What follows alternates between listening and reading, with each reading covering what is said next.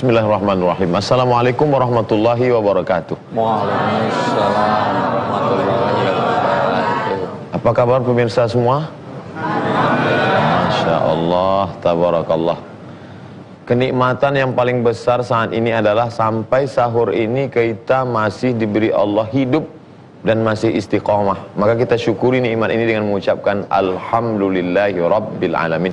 Berselawat kepada Nabi dengan ucapan Allahumma salli ala Sayyidina Muhammad wa ala ali Sayyidina Muhammad. Alhamdulillah, bersama kita duduk, kita sedang berada di majelis ilmu, majelis yang penuh barakah, majelis yang kata Nabi SAW, tasahharu, bersahurlah kamu, fa inna fis sahuri barakah.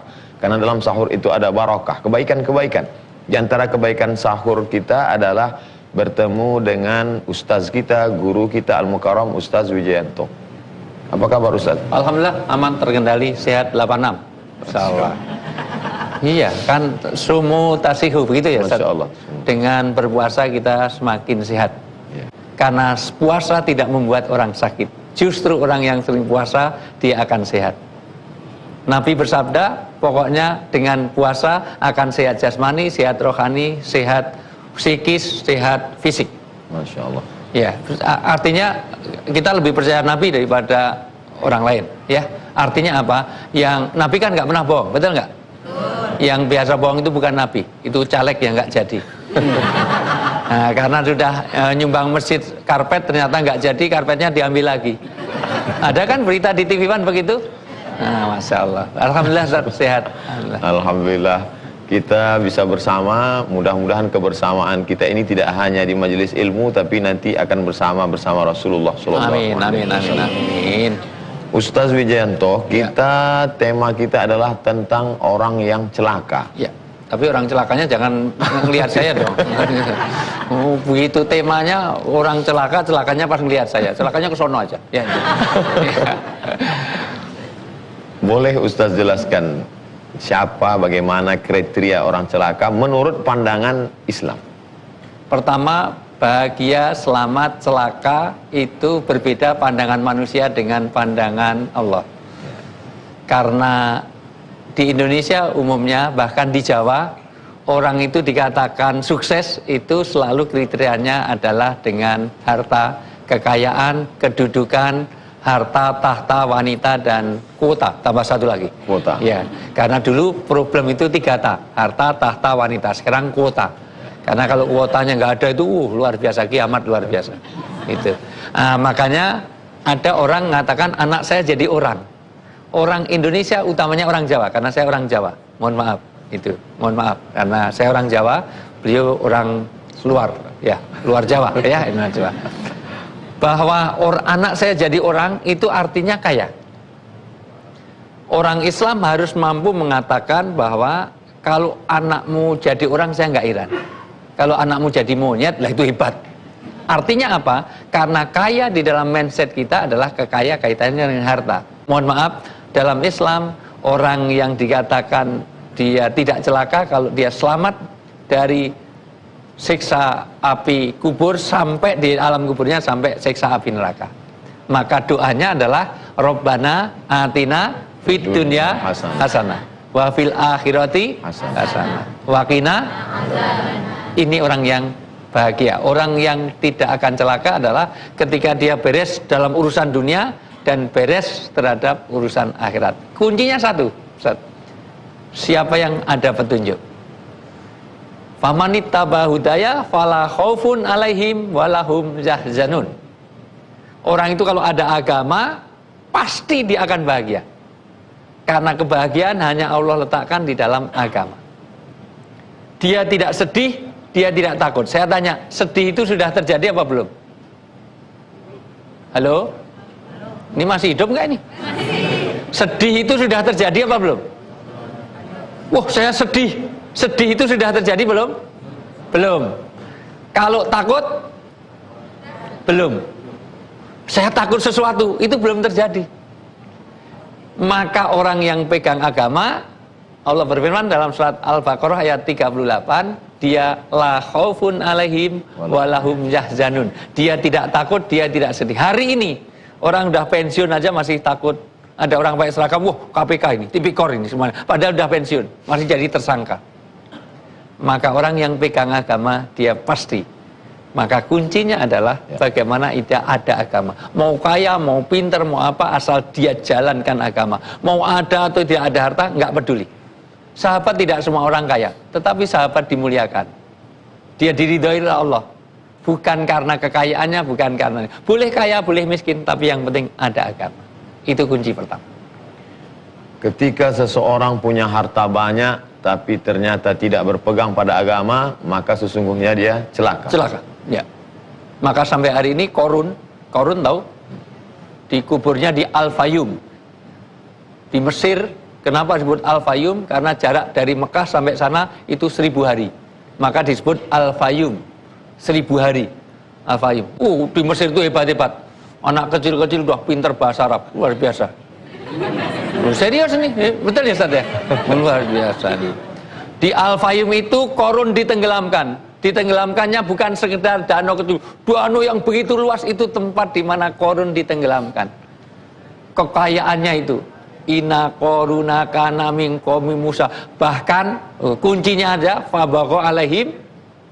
Dia, mohon maaf, dia itu berbuat dolim, bahwa inna mafatikahu, kunci-kunci aja berat dipikul orang banyak. Kekayaannya sampai orang sekarang aja kalau nemu harta di Indonesia disebut harta Karun. Korun tuh tinggal di mana kok bisa hartanya sampai sini? Saking kayanya, tapi sampai hari ini tidak ada yang memuliakannya. Ada yang punya anak namanya Korun. Siapa nama anakmu? Siti Korunawati ada? Ada yang mau, ini Bambang Sukorun atau siapa Sukorun? Ada. Kenapa? Karena dia tidak mulia. Jadi sebetulnya orang harusnya belajar bahwa kekayaan bukan satu-satunya. Tapi ada juga orang yang kaya yang sukses kalau ada agama. Nabi Sulaiman, istananya di Aqsa masih ada. Sudah pernah ke Aqsa? Ke Aqsa. Jangan kamu berpayah-payah, kata Nabi. Ini perhatikan, ini sabda Nabi. Jangan kamu berpayah-payah kecuali pergi ke 3 masjid. 1 Masjidil Haram, 2 Masjidil Nabawi, yang ketiga Masjidil Aqsa. Yang ketiga ini sering dilupakan. Kalau perlu program setiap tahun kita ke Aqsa. Itu masjid kita, ini milik kita. Kalau nggak pernah kita kunjungi nanti diambil oleh orang lain. Nah, jadi di Aqsa sampai Istana Sulaiman masih ada artefaknya. Tapi mulia karena apa? Karena agama. Utsman bin Affan sampai detik ini hotel-hotel di Madinah, itu Ustaz. Wallahu alam, itu salah satu adalah masih investasinya Utsman bin Affan. Masya Allah. Radhiyallahu anhu.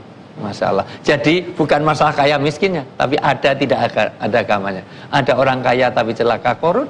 Ada orang kaya tapi dia sukses, Abdurrahman bin Auf, Utsman bin Affan, Sulaiman. Itu semuanya nabi, sahabat bisa sukses. Kenapa? Karena dia ada agama. Masya Allah, pemaparan Ustaz Wijayanto memberikan pandangan baru bagi kita. Selama ini ada orang mengatakan harta tidak perlu dicari, harta akan tinggal, harta hanya akan menyusahkan. Bahkan pernyataan ini dilegitimasi pakai dalil la tulhikum amwalukum wala auladukum an dzikrillah. Mencari harta hanya akan melalaikan daripada Allah. Tapi Ustaz Wijayanto memperlihatkan pada kita ada saatnya harta kekuasaan merusak, terjadi pada Qarun, Fir'aun. Tapi ada kalanya juga harta justru membuat kita kekal abadi dengan wakaf Utsman bin Affan. Kuncinya bukan pada harta atau tidak berharta, tapi kuncinya adalah pada bersikap beragama. Maka orang yang berharta ketika dia berpegang pada agama, dia akan selamat. Sebaliknya, ketika ada orang miskin, tidak ada hartanya, dan tidak pula ada agama pada dirinya, 2 kali dia celaka. Celaka karena tidak berharta, celaka karena tidak beragama. Apalagi kriteria orang celaka, kita akan lanjutkan setelah yang berikut ini.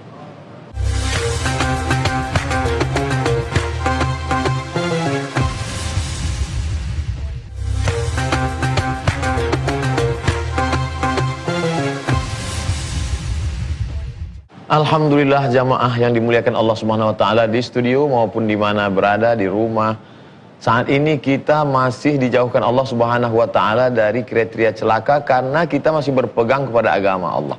Makanya di antara pesan Al-Qur'an, wala tamutunna, jangan sampai kamu mati melainkan kamu dalam keadaan wa antum muslimun. Makna muslimun berpegang dengan agama.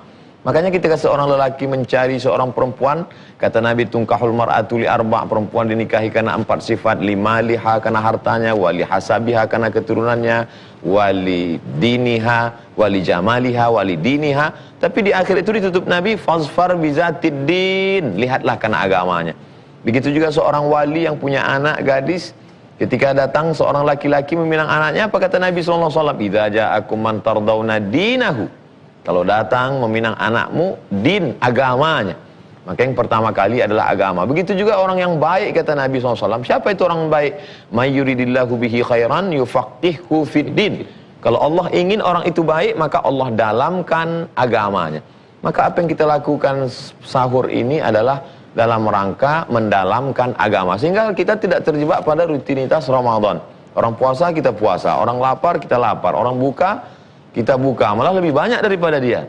Tapi tidak ada sikap berpegang pada agama. Mudah-mudahan kajian-kajian kita mencerdaskan umat, insya Allah. Amin. Apalagi kita bersama dengan Al-Mukarram, guru kita, Ustadz kita, Ustaz Wijayanto. Ustadz tadi Ustadz sudah jelaskan bagaimana orang berharta dengan tidak berharta, bukan pada hartanya, tapi pada sikap beragamanya. Kalau dia beragama, insya Allah hartanya justru menjadi sedekah jariyah, menjadi wakaf, menjadi infak, menjadi amal, menjadi sesuatu yang tetap mengalir. Insya Allah. Lalu kemudian setelah orang beragama, dalam kasus tentang masalah harta, apalagi kriteria orang itu menjadi celaka di hadapan Allah Subhanahu wa taala? Ya, pertama mungkin juga karena jangan sampai kita merasa sok suci, dalam pengertian dia merasa ketika ada ujub, ketika kita ada bangga diri. Bangga diri dengan apa yang sudah kita lakukan, karena itu juga jadi godaan setan. Setan itu menggoda orang bahkan lewat aliran darah. Jadi kita tidak bisa, nggak berasa. Kan aliran darah kita ini nggak berasa kan? Maka Allah mengibaratkan kita itu lebih dekat dari hablul warid, dari urat nadi, karena betul-betul saking dekatnya. Karena Allah lebih tahu daripada kita sendiri. Mohon maaf, sekarang ini kadar gula kita nggak ngerti, kolesterol nggak tahu, asam urat kita nggak ngerti, tapi Allah tahu. Dan setan lebih lembut dari itu dan menggoda di dalam ibadah. Salah satunya adalah orang yang ibadah tapi dia bangga dan bahkan merasa ujub. Merasa dia merasa lebih suci dari yang lain. Atau sifat dakhiliyah yang salah yang kaitannya dengan niat. Karena orang bisa celaka karena niat yang salah. Innamal a'malu binniyat, al-umur bimaqasidihah. Sholat terkena, ada orang wailul lil musholin, celakalah orang yang sholat. Ada dua para mufasir. Satu, karena dia tidak mencerminkan sholat itu tidak dibawa keluar sholat. Artinya sifat-sifat sholat tidak ada di luar sholat. Simahum fi wujuhi min asari sujud. Jadi bekas sujudnya tidak ada. Dua, karena yuro'unnya, karena memang dia riya. Sholat biasa-biasa, di belakang ada calon mertuanya. Sholatnya bismillah, alhamdulillah, luar biasa. Wa kulhu, sabihizma, hal ataka, semuanya dibaca, Al-Baqarah, Al-Imran, An-Nisa. Kadang-kadang hadis pun dibaca.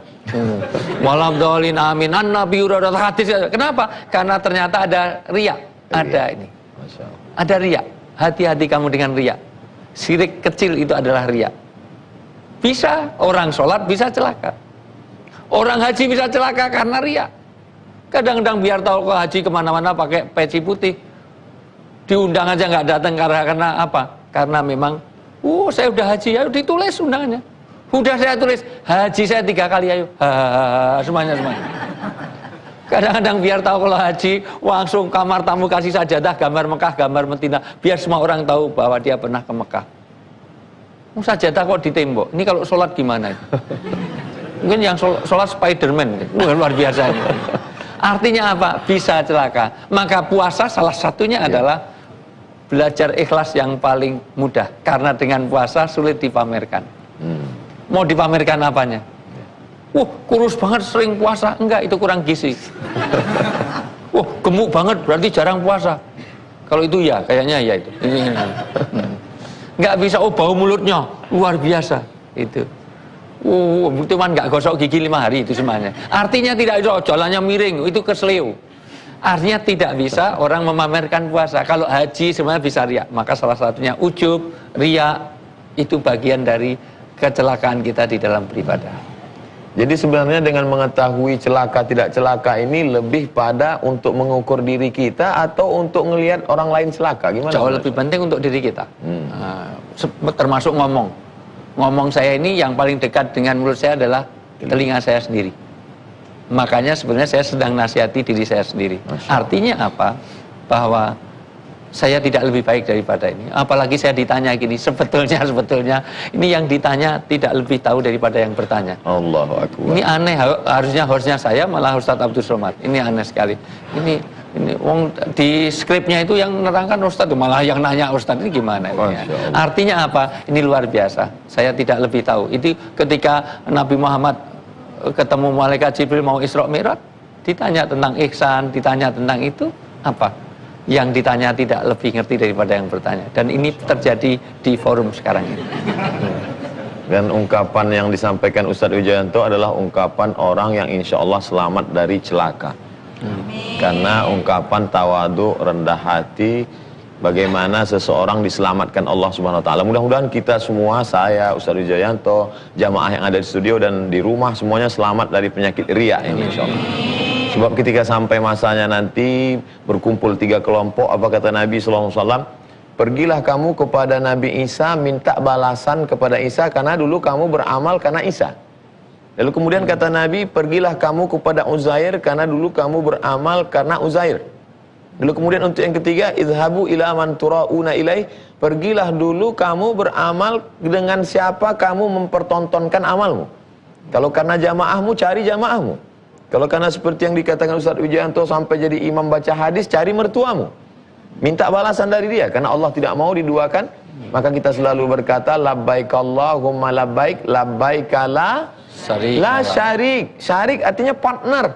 Allah tidak mau ada partner selain dia. Kalau sudah dia, dia saja. Makanya sebenarnya orang kafir musyrik itu bukan tidak mengenal Allah, mereka tahu Allah. Wala in sa'altahum man khalaqas samawati wal ard, siapa yang menciptakan langit dan bumi? Mereka jawab Allah. Wala in sa'altahum man khalaqahum, siapa yang menciptakan kamu? Mereka menjawab Allah. Wala in sa'altahum man anzala minas sama'i ma'a, siapa yang menurunkan air dari langit? Mereka berkata Allah.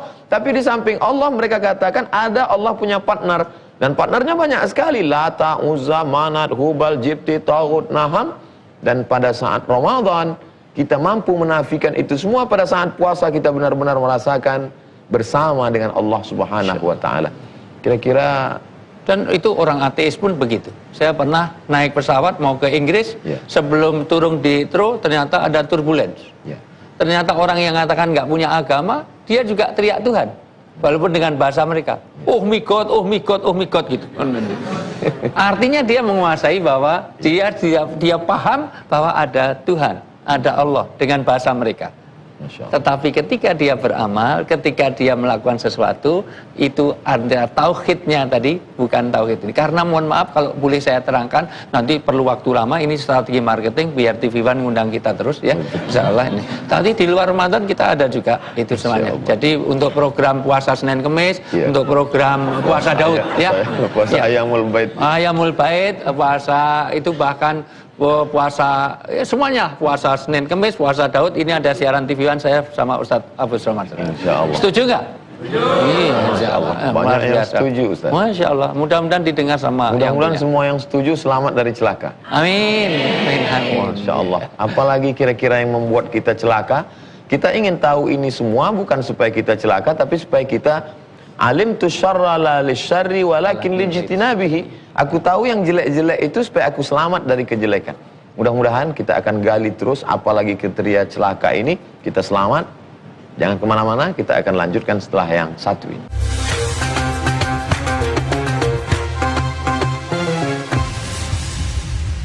Alhamdulillahirrabbilalamin, jamaah yang ada di studio maupun di rumah, insya Allah kita semua dengan mengetahui beberapa kriteria orang celaka ini, semoga kita sampai anak cucu kita semuanya selamat dari celaka. Amin, amin, amin. Kalau selama ini kita menganggap punya harta menjadi orang yang celaka karena lalai, ternyata kalau kita berpegang pada agama tidak celaka. Karena justru dengan harta itu kita bisa santuni anak yatim, kita bisa bangun masjid.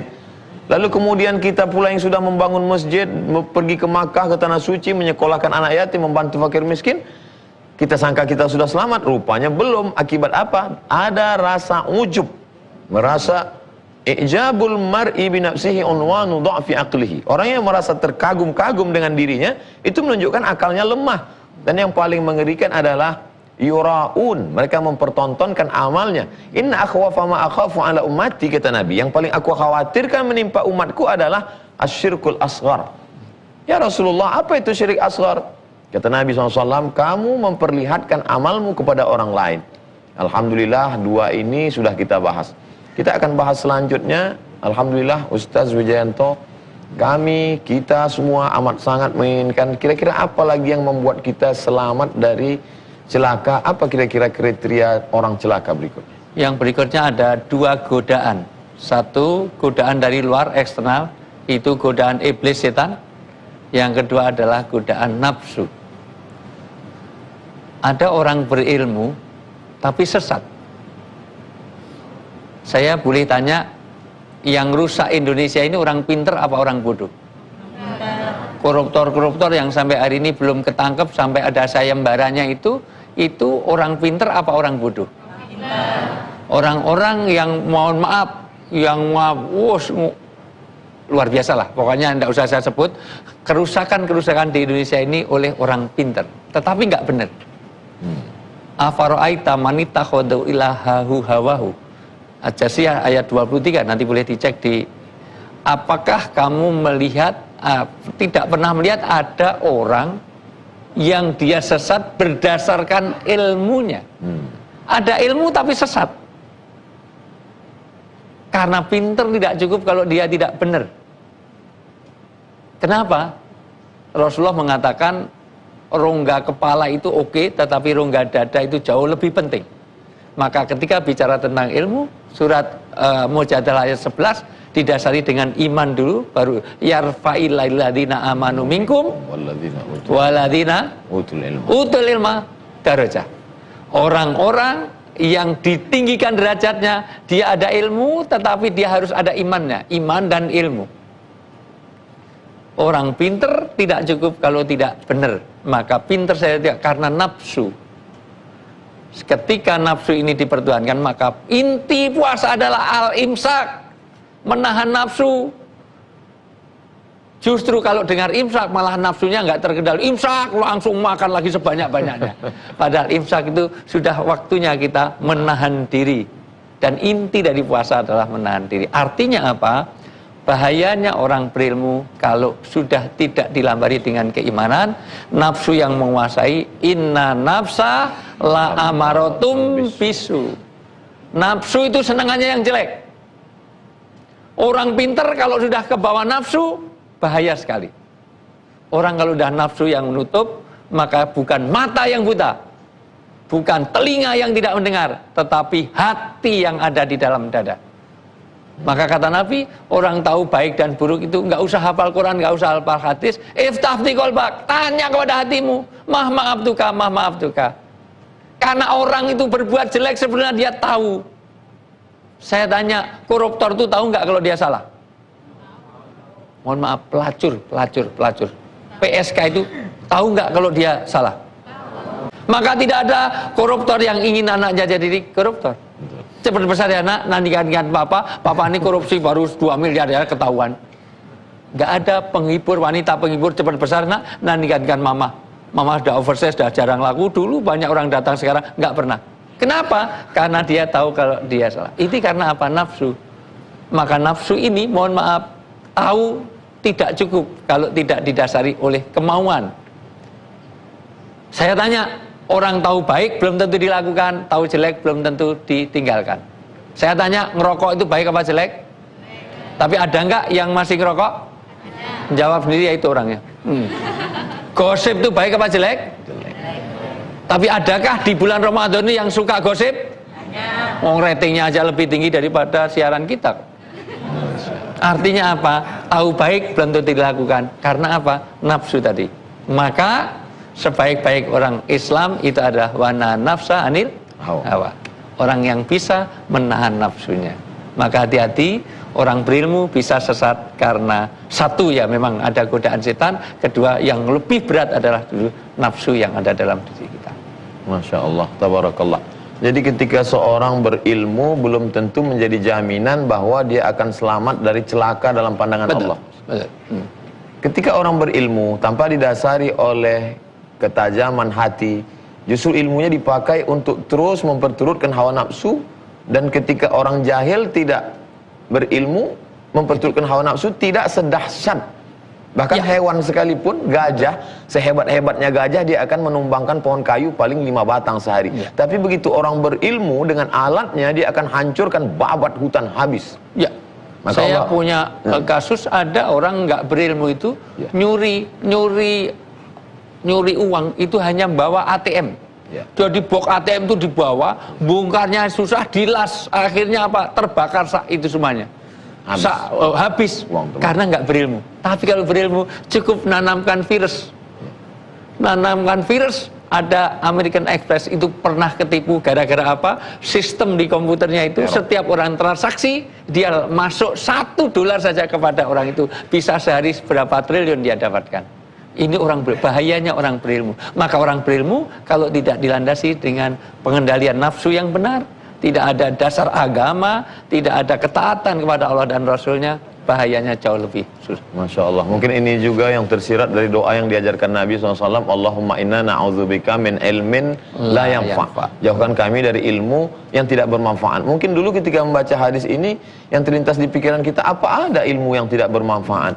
Ternyata ilmu ketika dia canggih, hebat, hanya menjadi merusak, membuat kita lebih dalam kerak neraka jahanam. Insyaallah. Mudah-mudahan kita diselamatkan sampai keturunan kita, sampai hari kiamat umat ini diselamatkan dari orang berilmu tapi jauh dari hidayah Allah Subhanahu wa taala. Ustaz Wijoyanto yang dimuliakan Allah Subhanahu wa taala. Kaitan celaka karena tidak beragama, celaka karena tidak berpegang teguh kepada Quran dan Sunnah, celaka karena ilmunya dipakai untuk perbuatan dosa. Kaitannya dengan rutinitas ritual kita dengan puasa ini. Iya. Makanya orang puasa bukan sekedar bicara tentang bagaimana ibadahnya saja, tetapi maksud saya ibadah harus dilandasi dengan ilmu juga, tetapi juga ilmu yang dikendalikan oleh oleh agama tadi, nafsunya tadi. Artinya apa? Puasa bukan sekedar untuk pamer ibadahnya saja. Maka harus kita terjemahkan puasa ini kepada pesan moral di dalam puasa, karena nanti ujung-ujungnya ibadah bisa tidak ada gunanya kalau tidak memberi manfaat.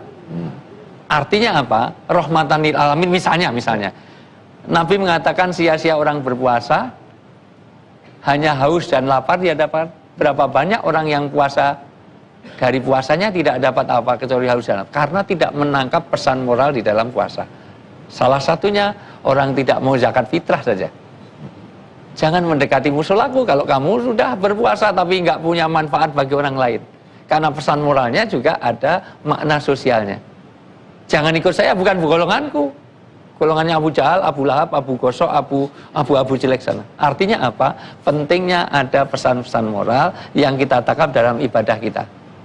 Demikian juga dalam mengilmui ini, ada puasa-puasa ini ada ilmu-ilmu bagaimana, mohon maaf, tidak sekedar bagaimana rutinitas untuk tidak makan, tidak minum. Tetapi tentu ada pesan moral yang ada di dalam Ramadan. Masya Allah. Kalaulah orang berilmu itu kemudian memperturutkan hawa nafsu, dia akal-akali puasa ini, dia akan gunakan infus untuk tahan tidak makan. Bahkan kumur pakai sirup. Karena kumur itu boleh. Kumur boleh nggak? Boleh. Tapi kumurnya pakai sirup stroberi, luar biasa. Dan bisa ngakali hukum. Masya Allah. Tidak selamanya kita punya ilmu dan ilmu menyelamatkan. Mari kita barengi ilmu dengan amal, dan yang paling penting mendapat hidayah Allah Subhanahu wa taala. Kita akan teruskan tentang kriteria orang yang celaka. Mudah-mudahan kita selamat dari kecelakaan dunia akhirat. Insya Allah kita akan teruskan setelah yang satu ini.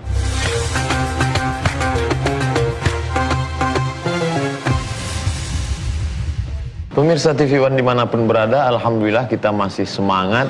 Gimana pemirsa yang ada di studio, semangat gak sih semuanya?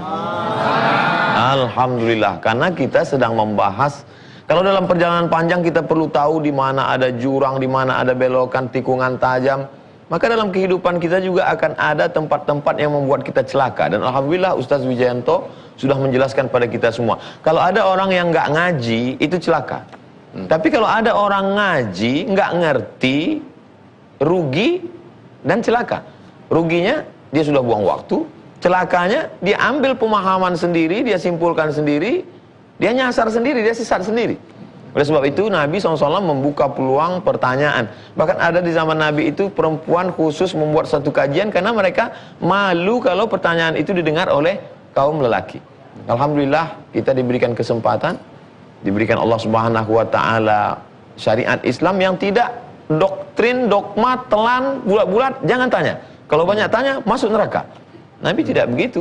Makanya banyak sekali Nabi menjawab pertanyaan, yas'alunaka 'anil anfal, yas'alunaka 'anil yatama, yas'alunaka 'anil ahillah, yas'alunaka 'anil khamri wal maisir, yas'alunaka 'anil mahid, wa idza sa'alaka 'ibadi anni. Banyak sekali pertanyaan-pertanyaan yang dijawab oleh Nabi Muhammad sallallahu alaihi wasallam. Bahkan kadang-kadang hari aja ditanyakan, kamu tahu nggak ini hari apa? Masya Allah. Tapi sahabat itu takdimnya luar biasa. Allah dan Rasulnya lebih tahu. Bahkan Nabi Musa dulu itu mau dipelajari ilmu itu pakai ilmu miftahuhas soal. Ilmu ini kuncinya ada pada nanya. Matil kabiyamini kaya Musa. Itu. Apa yang ada di tanganmu hai Musa? Nabi Musa itu cukup jawab iya asoya gitu aja tidak. Tetapi dijawabnya dengan 14. 14 padahal tanya apa yang di tanganmu? Ini tongkat, selesai. Tapi Nabi Musa mengatakan ini tongkat bisa untuk bertelekan, bisa untuk menjaga binatang buas, bisa untuk jalan kaki, bisa ditanya satu aja jawabnya, itulah tanda orang cinta. Masya Allah. Orang cinta itu pertanyaannya satu, jawabnya banyak, mintanya satu, maka kalau menguji cinta cukup. Minta bakso kok dibelikan bakso, mie ayam sak gerobaknya, lah itu orang cinta. Jadi nguji cinta itu diberikan lebih. Dan insya Allah Ustaz Abdul Somad akan memberi lebih daripada yang ditanyakan. Masya Allah. Makanya yang jawab dua nanti. Kalau sulit Ustaz Abdul Somad, yang mudah-mudah saya. Ya. Begitu kerendahan tawadhu Ustaz Wijayanto. Baik jamaah sekalian, untuk mengamalkan apa yang pernah dialami, dilakukan, dijalani oleh sahabat bersama Rasulullah dulu, mungkin ada yang ingin ditanyakan, dipersilakan. Ya, silakan. Sebutkan nama dan pertanyaan. Assalamualaikum warahmatullahi wabarakatuh. Waalaikumsalam. Perkenalkan, nama saya Hartono dari Jakarta Utara, Ustaz. Hartono itu semangat harta supaya ada, ono, hartanya selalu ada. Dan itu harapan dari orang tua. Iya. Yang mulia Al-Ustaz Dr. Andes Haji Abdul Somad beserta Bapak Ustaz Wijayanto yang senantiasa Allah muliakan. Amin.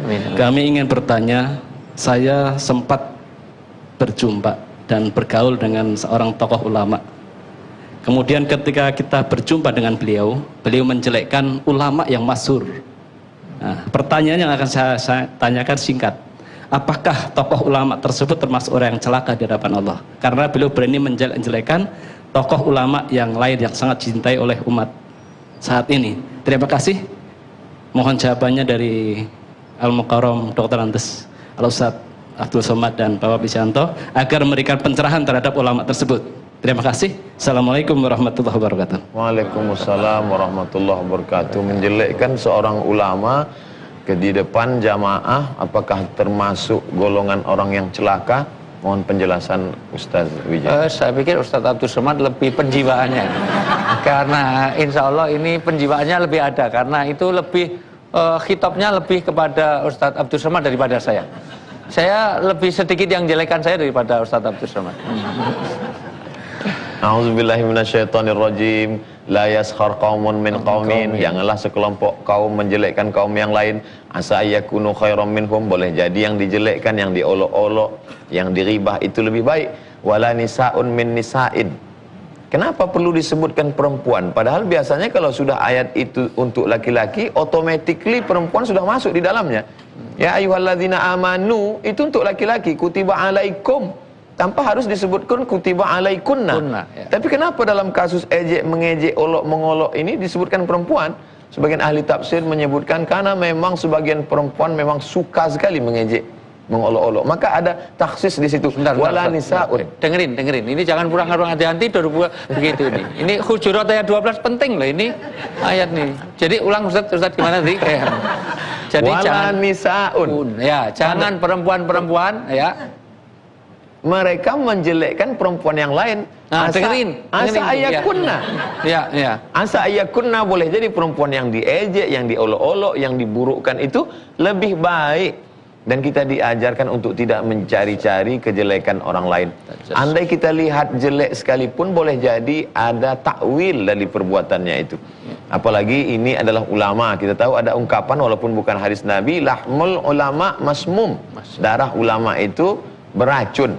Apa makna darah ulama beracun? Kalau ada serigala, dia memakan daging satu hewan, daging itu beracun, dia akan mati. Artinya kita jaga. Makanya di antara doa yang diajarkan, ya Allah tutupilah aib cacat guruku agar aku tidak melihatnya. Karena boleh jadi suatu perbuatan. Bagaimana persahabatan antara Nabi Musa alaihi salam dengan Khidir? Kelihatannya perbuatan Khidir itu tidak baik. Begitu ada lalu lalang kapal, ya, dia rusak kapal. Tapi kemudian Musa tidak sabar bertanya, apa kata Khidir? Alam aqul laka innaka lan tastati'a ma'iya sabra. Kan sudah aku kasih tahu Musa, kau tidak akan sanggup berjalan dengan aku. Adapun kapal yang aku rusak itu ammas safinatu fakanat limasakin. Kapal itu milik orang miskin. Wa kana wara'ahum malikun ya'khudhu kulla safinatin ghasba. Aku rusak karena di sana ada seorang raja yang zalim. Kalau dia lihat ada kapal yang bagus akan dia ambil. Aku berikan cacat sedikit sehingga nanti ternyata ada makna di balik itu semua. Kita husnuzon. Tapi kalau perbuatannya itu memang jelas-jelas melanggar syariat Islam, pun kita tidak cela menjadi ribah. Kalau kita nasihati dia, kata Imam Syafi'i, kalau kau nasihati langsung ke orangnya, berarti itu nasihat. Tapi kalau kau nasihati dari depan orang banyak, berarti kau sedang ingin membuka aibnya, mempermalukan dia. Apalagi membicarakan aibnya di depan murid yang tidak akan dia dengar. Maka mudah-mudahan kita terpelihara dari yang seperti ini. Maka orang selamat itu kuncinya dua-dua. Lupakan dua hal, ingat-ingat dua hal. Begitu dalam kitab Nashahul Ibad, Ibnu Hajar Al-Asqalani mengatakan dua hal yang harus Anda ingat-ingat. Satu, kebaikan orang lain, apalagi ulama. Dan ingat-ingat kejelekan diri sendiri. Lupakan dua hal, lupakan kebaikan diri sendiri. Sebaik apapun Anda lupakan, itu tanda ikhlas. Di dunia ini ada penerang yang utama adalah para rasul, para nabi. Itu diibaratkan kayak matahari. Sebaliknya juga ada bulan. Bulan itu apa? Ada para sahabat, ada tabiin, sahabat-sahabat yang lain itu ashabikan nujum, kayak bintang-bintang. Terlama itu ada ulama-ulama, ada lampu-lampu ini. Ini kalau syuting nggak ada lampunya nggak bisa ini. Demikian juga hidup kita. Coba bayangkan, Anda kalau nggak ada lampu, dikira bakmi ternyata cacing, dikira istri sendiri ternyata istri orang, karena nggak ada. Karena ini ulama yang tahu. Yang dikira uang sendiri ternyata uang rakyat diambil. Mohon maaf, dikira suaminya ternyata sopirnya. Kenapa? Karena disinilah ulama yang jelaskan. Maka hati-hati. Karena belum jadi tadi yang disampaikan tadi. Ingat, tadi wanita jangan pura-pura tidur deh. Boleh jadi yang Anda Allah itu wanita-wanita itu lebih baik daripada kita. Itu. Masya Allah. Dengan penjelasan Ustaz Wijayanto, mudah-mudahan kita selamat dari kecelakaan celaka karena mencari-cari aib, apalagi sampai menceritakannya. Ayuhibbu ahadukum ayyakula lahma akhihi maitan. Ya. Maukah kamu makan bangkai saudaramu fakarihtumuhu? Tentulah kamu tidak suka.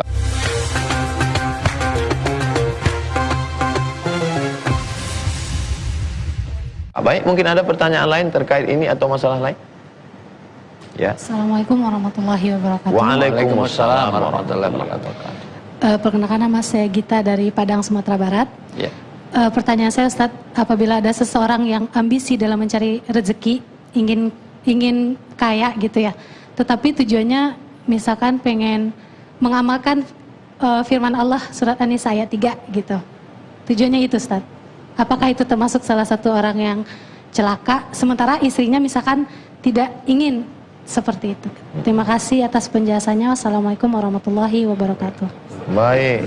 Ini diperjelas dulu. An-Nisa ayat 3 ini diperjelas dulu. Sementara istrinya tidak ingin. Ustaz. Tidak ingin, ya. Mohon maaf. Jawab dengan jujur. Ibu-ibu, mohon maaf, ini An-Nisa ayat 3 ya, karena ini pertanyaan. Jawab dengan jujur, jangan ada dusta di antara kita. Ibu-ibu setuju nggak dengan poligami? Jawab dengan jujur. Ibu-ibu setuju nggak dengan poligami? Kok ibu-ibu duduknya di sini? Bapak-bapak setuju nggak dengan poligami? Masya Allah, luar biasa. Yang jawab tidak setuju itu jawaban emosional. Yang jawab setuju itu jauh lebih emosional. Mohon maaf, ini kaitannya bagaimana mencari harta tapi semangatnya untuk poligami, itu yang dimaksud. Ustadz yang jawab. Fankihu ma tabalakum minan nisa, nikahilah perempuan yang baik-baik, masna 2, wa sulasa 3, wa ruba 4. Fa in khiftum alla ta'dilu, kalau kamu tidak mampu bersikap adil, fawahidah. Ini yang dipilih oleh Ustadz Wijayanto. Tapi masalahnya Ustadz, boleh saya tanya Ustadz? Jujur Ustadz. Sekarang bagaimana taunya adil kalau nggak dilakukan dulu? Betul. Masya Allah. Walan tastati'u an ta'dilu bainan nisa walau harastum. Kamu tidak akan mampu untuk bersikap adil yang bersifat hati. Adapun bersifat fisik, uang belanja dan lainnya bisa, tapi itu semua tentulah dengan praktek melaksanakannya seperti yang disarankan oleh Ustadz Wijayanto. Masya Allah, alhamdulillah. Alhamdulillah istri saya udah 3 anaknya. Tapi tentu mohon maaf, secara jujur mohon maaf, semangat untuk mencari harta, karena memang harta itu boleh diirikan. Iri itu hanya ada 2, orang yang memahami Al-Quran, punya ilmu untuk diajarkan. 2, orang yang punya harta banyak tetapi untuk kebaikan, untuk sedekah, untuk itu. Salah satu sedekah bisa saja untuk, kalau memang dia masna sulasa waruba tadi. Wah itu apa? Atof apa? Wah itu kalau 2, 3, 4 berarti jadi 9 dong. 2, 3, 4. Tapi bukan maksudnya itu. Saya tidak anti poligami, saya tidak pro poligami. Artinya apa? Tolong wajar, karena mohon maaf, jangan sampai semangatnya hanya semangat sahabat. Rata-rata ini karena sudah mau closing, tapi orang yang nikah lagi sering cari yang lebih muda, lebih cantik, lebih bainol, lebih seksi, betul nggak? Kalau nikah lagi kok cari yang lebih muda, kira-kira dorongannya syariat atau syahwat? Jangan ibu yang jawab. Yang lakukan laki-laki kok ibu yang jawab. Itu menuduh, itu suudzon, itu busuk hatinya. Oh, Ramadan kok hatinya seperti itu. Pokoknya pastikan setiap, karena pemimpin itu laki-laki, mohon maaf, setiap keputusan imam pemimpin itu harus ro'iyatun manutun bil masalah. Jadi mohon maaf, setiap kebaikan itu untuk kebaikan bersama. Kita untuk maslahah bersama. Itu. Jadi tasarruful imam ala ro'iyati manutun bil maslahah. Setiap orang bikin ini pokoknya untuk kemaslahatan. Kalau itu memang untuk kebaikan dunia akhirat, silahkan. Insyaallah. Terima kasih Ustadz Wijayanto. Mudah-mudahan kita dapat menyelamatkan diri, keluarga dan umat dari celaka dunia akhirat ini. Pertama dengan berpegang teguh kepada agama, kemudian mencari harta bukan untuk riya dan sum'ah, kemudian yang paling penting ilmu kita bermanfaat dan kita selamat dari ribah dan hal yang merusak ibadah kita, insyaallah. Amin. Mari kita sama-sama berdoa kepada Allah Subhanahu wa taala. Allahumma astur ayubana, tutuplah aib dan cacat kami ya Allah. Amin. Allahumma a'inna, tolong kami ala zikrika, supaya hati kami senantiasa berzikir mengingatmu, wa syukrika, bersyukur padamu, wa husni ibadatik, selalu beribadah dengan ibadah yang baik kepadamu. Allahumma akrimna, muliakan kami, wala tuhinna, jangan hinakan kami, wa'tina, beri kami rahmatmu, wala tahrimna, jangan sampai kami celaka jauh daripada rahmatmu. Allahumma faqihna fid din, dalamkan pemahaman ilmu agama kami sehingga kami dapat menangkap substansi makna setiap amal yang kami laksanakan. Wa'allimna ta'wil, ajarkan kami pemahaman Al-Quran dan sunnah yang benar. Wa sallallahu ala sayyidina maulana Muhammad wa ala alihi wa sahbihi wasallam walhamdulillahi rabbil alamin. Terima kasih, mohon maaf. Wassalamualaikum warahmatullahi wabarakatuh.